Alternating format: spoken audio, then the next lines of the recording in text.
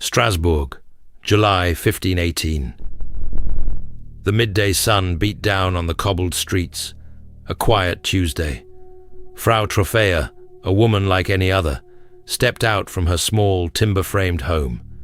Perhaps she was going to the market, or simply enjoying a moment of fresh air, the mundane rhythms of life in a medieval city. But then, something shifted, a subtle tremor, an internal disquiet that began in her feet. She started to move, not a walk, not a stroll, but a dance, a solitary, involuntary jig. There, in the quiet square, her body began to sway, her limbs jerking with an unsettling energy.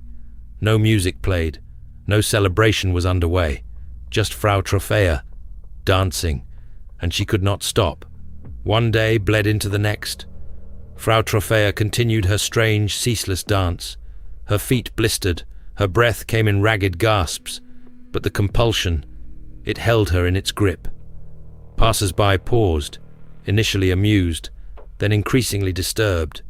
Whispers began to spread through Strasbourg of the woman who danced until she bled. Soon, others joined her. First, 3 men, then a handful of women, then dozens. Within a week, the square was a swirling vortex of motion. Farmers, merchants, children, all caught in the same inexplicable rhythm.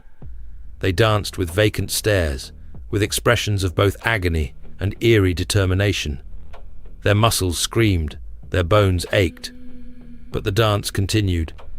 It was a silent contagion, spreading not through touch or breath, but through an unseen, terrifying force. The city officials, bewildered, tried to intervene. Doctors, priests, local magistrates. They gathered, confused and desperate. This was no ordinary illness.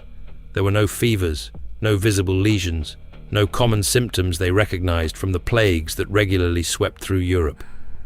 Their initial diagnosis? Hot blood, a humoral imbalance, they theorized. Their proposed cure? More dancing. They erected a stage, hired musicians, even designated a hall for the afflicted, believing that if the dancers simply exhausted themselves, the malady would pass. They were gravely mistaken. The music only seemed to fuel the frenzy. The dedicated space became a stage for a slow, agonizing performance of mass delirium. The dancers collapsed from exhaustion, from heart attacks, from strokes, their bodies giving out, one by one. But even as some fell, more joined. The death toll began to climb.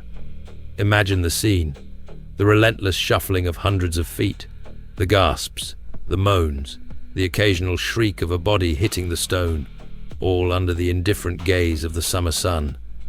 These were not willing participants in a festival. These were captives within their own bodies, driven by an invisible tormentor. Their faces were contorted, their eyes glassy, fixed on nothing. Some tried to stop, their wills fighting against the overwhelming physical command. But their legs kept moving. They danced through the night, their shadows stretching long and distorted in the flickering torchlight. They danced through hunger and thirst, through the pain of broken toes and bleeding feet.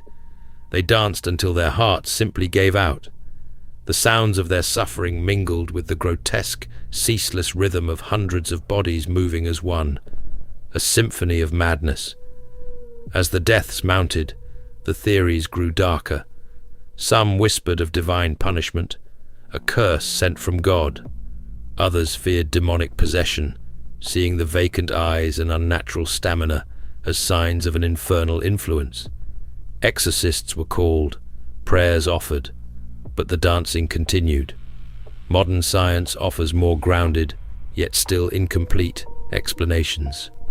One prominent theory points to ergotism, a poisoning caused by a fungus that grows on rye, which can induce convulsions, hallucinations, and spasms. But ergotism typically presents with more varied symptoms, including gangrene and severe pain, not a singular, unceasing urge to dance.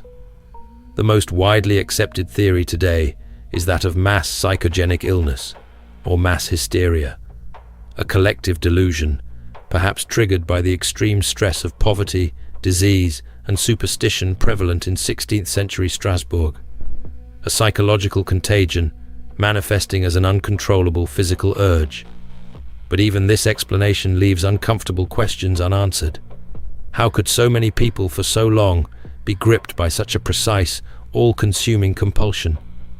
For weeks, the dancing plague held Strasbourg captive. Slowly, agonizingly, it began to subside. By early September, the last of the dancers had collapsed, or been forcibly removed to remote shrines, where they were prayed over until the compulsion finally faded. The city was left scarred, haunted by the memory of the grotesque spectacle. Hundreds had died, families were shattered, and no one, not then, not now, has ever been able to definitively explain what truly happened on those summer streets of 1518. Was it a poison, a collective madness, or something else entirely? Something that tapped into the deepest fears and vulnerabilities of the human spirit, transforming an ordinary Tuesday into a prelude for an unstoppable, silent dance of death. The question hangs in the air, a chilling echo from centuries past. What unseen force compelled them to dance until they could dance no more?